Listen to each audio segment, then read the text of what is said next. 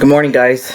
Today is January 14th, and I am basically doing a video to talk to you guys and to kind of document my progress on this 30-day challenge on my diet. So, real quick, some things I want to talk about is where you've been, where you are now, and where do you see yourself in the future. So a lot of times I try to be as transparent as possible in my videos. I discuss my own experiences and hopefully anything I've learned from them in a positive manner will influence or maybe make an impact on your life to where you think about it and think, hey, maybe that's something I ought to do or think about. So I've already discussed my past several times in my videos. For you first watchers, welcome. Feel free to go back. I have tons of videos from the beginning of my transition. I'm 10 years into it, and a lot of things have changed for me in my philosophy, the way I look at things, and that's partly because of growth.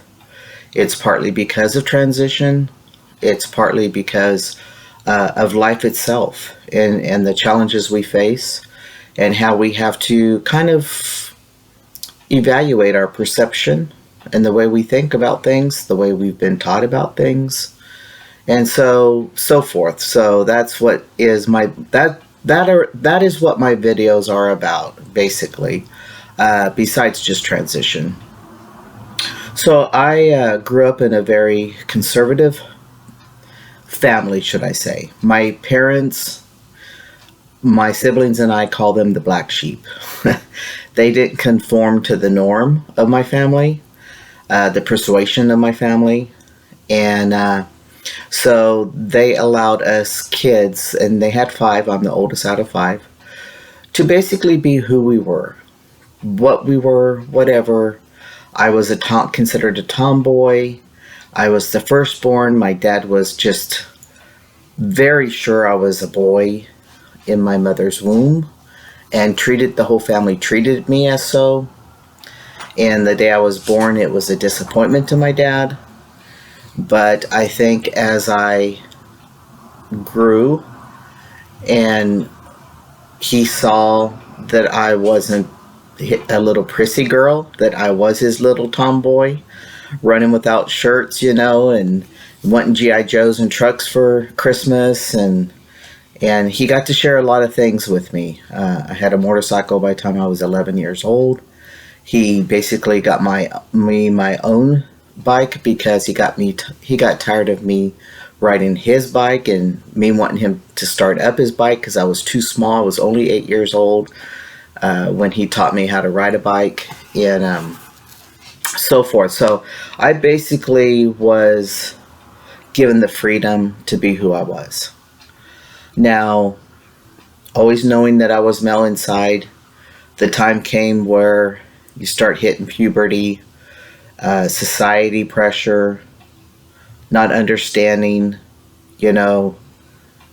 why people viewed me so different as a child, and then understanding why they viewed me so different going into my teen years.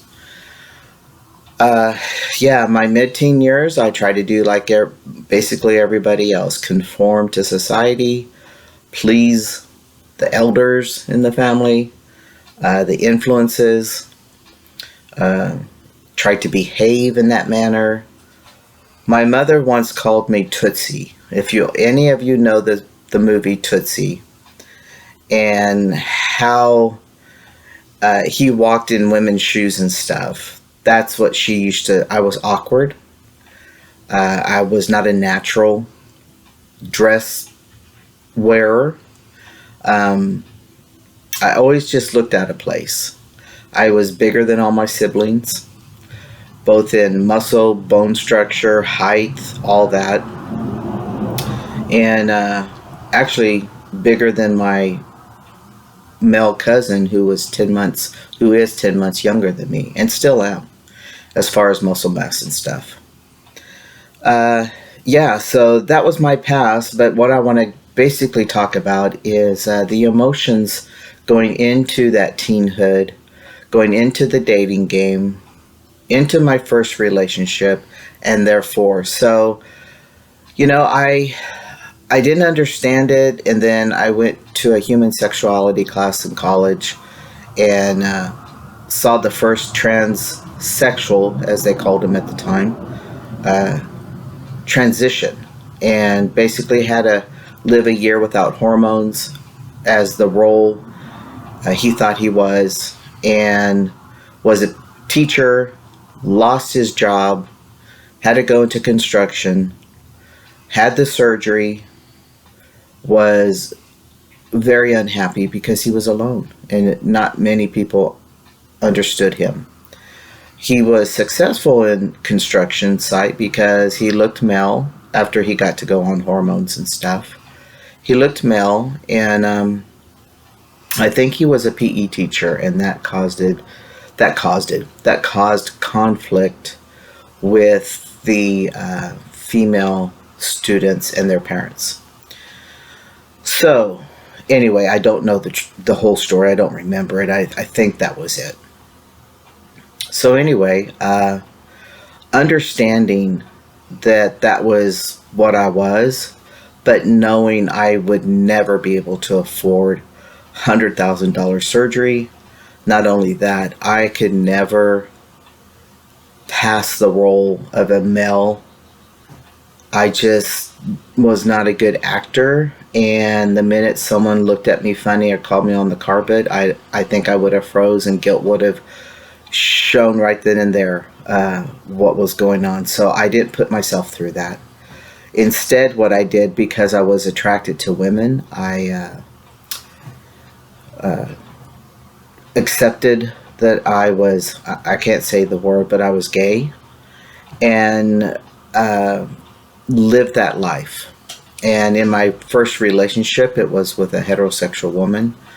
She taught me responsibility. She taught me how to pay my bills. She taught me how to save money. She taught me a lot of things that I needed in life. And I don't know if I would have had that direction had I not been with her. However, she broke my heart. She stomped on it, and it was horrible. I was only fresh out of high school, about 5 months out of high school when we actually got into the relationship. She had 2 kids, and anyway, we built a life for 5 years. And so I'm not going to go into all that, but so I went through 11 years of my first adult years in hiding in female relationships, 2 of them. One lasted 5 years, one lasted 6 years. The second one I got into was another heterosexual woman, and I will say this, they both made the play on me. I did not. They both went for me. I didn't even know how to flirt. I mean, I was so innocent. I mean, not naive, but I was innocent. And anyway, that panned out not to be a healthy relationship. It was emotionally abusive. And I finally was able to get out of that in 6 years. I felt obligated to make it work since I felt like I failed the first one. And so that's why it took me longer. But through those relationships, I searched my soul. Through my whole life, I've searched my soul because I was taught about God, and I was taught the fear of God, and I was taught all that stuff. But my faith was always grounded in the love that I felt when I would sing the songs of praise, when worship service was there, when I had no one to turn to. That's who I prayed to. That was my best friend. It was God. And I learned to cope, having faith that someday this would all pan out for me. Either I would be in a relationship that made me all the way around happy, or we would figure things out with who I was inside. I wasn't sure how it would work, but that's what held me through the years, was that faith, that foundation I was given in that conservative family. And but because of my life, and because of who I was, what I was, it made me question that foundation. It made me question the walls that were built around me. And I mean, when I would go to church camp, we were preached at that Jimi Hendrix was of the devil, and Helter Skelter, if you played back the albums that had a devil worshiping message to it, you know, we were put in fear about everything. Don't go out into the world because the sin will get you, the devil will get you. And so it was fearful. But I never once ever felt fearful for who I loved. You know, I didn't feel I was going to heaven. I'm sorry, I never felt I was going to hell. I always questioned about heaven. And that was even as a child, not even as a gay or gender identity person. I always questioned how many souls can fit in heaven if people keep dying and they all go to heaven. And then the pictures of streets of gold and all that. And I thought, well, won't people get bored after a while? You know, won't spirits get bored? Laying around and not having anything to do or any purpose. So I always question things as young as I can remember. And so those relationships emotionally just helped me to understand that we don't always know why things happen the way they are. They do. And we don't know why people are the way they are a lot of times. Sure, I have philosophies on what happens to people if they're not good people. What happens to people if they're selfish and hateful and, judgmental. And sometimes I base those stories on some of the Bible stories. In Deuteronomy, they talk about there's thousands of you out there that think you're going to heaven. And there's thousands out there that you judge not going to heaven that are going to heaven. So, and I'm summarizing that, but that was a story I read, and I thought, that was an aha moment. Some of my inner thinking came to, yeah, okay, because I just didn't think it was right. People tearing other people down, and they're supposed to be loving and giving and sharing. Our churches should not be building bigger churches. Our churches should be having programs to get the people off the streets and the children fed. But instead what I see is three-piece suits, got men thinking they're better than thou, and the women all dressed up and got their noses up in the air, and there's cliques. Now, not every church is like that. Not every Christian's like that. That's not what I'm saying. This is what I saw. This is my experience. And I just was not comfortable around that. And I stopped going to church. I got rejected, and at 18, before I got my first relationship, I was staying with a family because he thought I was an angel sent from heaven. He was a bad boy, and he went to end up going to church over my talking with him, and changed his life. But the word went around the church that I was not. I'm not sure what was said, but I befriended a 15-year-old girl who was going through her own set of problems with very strict parents, and she turned to me, she clung to me and my personality. And so they assumed that I was influencing her in a negative way. So he finally kicked me out, and I had to go back home. And I just saw the three-piece suits and saw people change for not really the better as far as opening your arms up to the needy and the poor. But I couldn't do that anymore. And my first relationship brought spirituality out to me. I saw the spirit in her. That's what I fell for. It wasn't the physical. It wasn't anything like that. It was that drive, that spirituality, that positiveness, that high. And I thought to myself, this is what love's about. This is what giving's about. So when I finally said, okay, this is the life I've got to live. This is how I just kept my life going in a positive way. I kept saying, I don't know the bigger picture. I don't know what's going to happen.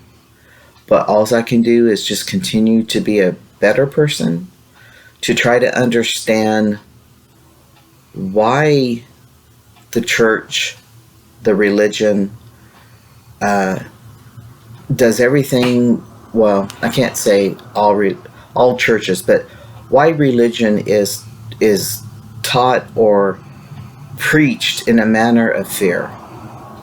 So I spent a lot of my time through the mid-20s and just really developing into who I am, and understanding again that things aren't what they seem, that my prejudices that I grew up with, my dad was very prejudiced, that all people are created equal, and that even though there are different ethnic groups that are loud, boisterous, doesn't mean they're mean or hateful, but they're just loud. And there are people who don't take care of themselves, who walk around and at this time started walking around in pajamas and exercise pants that showed everything. And my way of thinking was still some traditional, and I had to break that barrier. I had to understand that, again, not everybody's the same. We don't understand everything. But so those are the things I started doing in my 30s and 40s, is changing these black and white judgments I've been taught to look at the picture broader, in shades of gray, and that the only people that really should be of concern are the selfish, the hateful, the violent, mentally ill people like sociopaths, psychopaths, people that, for no matter what they do in life, it's to hurt another person. And although you can't control that, I pray for the people like that. And I've just come to this philosophy that maybe their spirit has to reincarnate to come back and learn something different. I don't know. But I just kind of tried to turn everything into a positive. So I took those middle years growing as a person, trying to change the things I can that are not positive, that are negative. And let me tell you guys, it's an ongoing thing because I'm not perfect and I still find myself judging people, not really judging people, but getting angry, like the road rage at people who don't drive right or who are selfish and run up ahead of everybody and then cut in, and people like that you're still going to have selfish people in a hurry, don't have no caring for the other person, no consideration, no respect. And that's all around us. It always will be, because basically it's the same story I've said in many videos. You got to have good to have bad. You got to have evil to have I just went blank. It's basically bad and good. So we have to balance. And unfortunately, the way the world is now with all the social media and the hatred comes out in all the comments, even from people you don't even know. I can't even watch a live video from the White House without all this hate in the comments.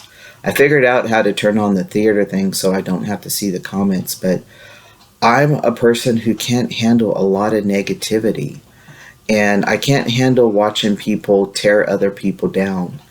And so that's something I have to deal with. But where I am now is just that. I'm still learning to shape myself, to shape the way I think for the positive, to understand that I don't know another person's story. I don't know where they've come from. I don't know why they do what they do. Maybe it's a trauma. And so I am learning to, every time I come into a thought like that, I stop myself. And I'm learning to get a hold of myself before I feel that rage or that anger or that whatever it is I feel, whatever the name of the emotion is, I feel that's a negative, derogatory emotion. And I try to nip it in the bud and turn it around and say, look, a lot of people look at you and think that way. And that's, that you don't want them doing that. So why should you do that? I do look for the future. I just want to be a better person. I changed my diet to be healthier, to see if this will help my fatigue, to see if this will, because I'm pretty healthy. I don't have any documented medical issues. I don't have any heart issues, blood pressure issues, anything like that. I do deal with chronic pain in my feet and nerve damage, and I do deal with hypothyroid, Hashimoto's. So those two alone are pretty debilitating at times. The fatigue from the thyroid brings on headaches and restless nights, and so you have to take a few days to recoup from that. And then I do suffer with the allergies, and I didn't take an allergy pill yesterday. And a lot of times on my videos, you can tell if I've had a headache or I'm suffering from allergies because my face is inflamed, my eyes, you can see everything through my eyes. And right now you can see it in my sinus on one side. It's puffy. So where I want to go from now is just basically just keep bettering myself, keep trying to stay positive in all the negativity around us, understand our own issues, work on ourselves before you can point your finger at how your family should respond to you, how they're treating you. Well, how are you reacting to it? Don't react to it, as hard as it is. I could never understand how parents could reject their children. But what I do know is that if it's religious based, that those behaviors have been ingrained for generations. And if it's new, if your parents are new to religion, well, that's just even more because they want to follow everything to the T. When you really get to talk about people, whether it's in religion, politics, whatever, and you're talking to people who are cycled, and what I mean by cycled is generation after generation, they don't try to do anything more than what their family's always done. So you grow up in a city, you go to school with people, you marry your sweetheart, you have kids, you accept your unhappiness because you're married and you can't have a divorce, or you don't need a divorce, or that's not what you shouldn't divorce, whatever the principles are that you were raised with. And they don't see further than that. So when you talk with people and you start asking them, well, they say they violated, for example, their constitutional right. Well, what is your constitutional right? They couldn't tell you the Constitution. They couldn't tell you what all that stands for. When you talk about religion and you start, and if you've educated yourself and you say, but God gave man the knowledge to have science. That's what keeps us going generation to generation. That's why we've gotten better. What do you say about that? And they'll fumble because they don't even really know the Bible. They only know the Bible in how they've been taught the Bible. There's a lot more to the Hebrew language than what the English version says. And I think one thing you have to remember if you're struggling religiously with transition is that the Bible was written by man, period. There's no evidence that some greater good gave him the knowledge or whatever. That's been taught generation after generation after generation, and that's what we've come to believe. When I was in elementary school, I was taught that Columbus discovered America. In college, I found out Columbus did not discover America. So there are things that are embedded in us that are deep down in our brains that we just believe because that's what we were taught. And some of us have the to research it, to figure out. Some of us just accept it. Now, like for Columbus, I just accepted it until I was taught different. And then I felt betrayed by our country in that area. And there's lots of history that we've been betrayed from our country in that area. Again, man is the one who has formed the way we think. And it's gone on for centuries. Down back in the Pharisee days, back in the Pharaoh days, back in the king days, everything is formed to how the man in power wants you to think. And so because religion is so strong here in the United States, religion is a very powerful tool in how man wants you to think. So anyway, guys, this is my before now, and hopefully in the future, just continue to get better, have good health, and be able to just continue these videos as thoughts come my way. But you guys take care of yourself. Always make your journey as simple as possible, and we'll talk to you.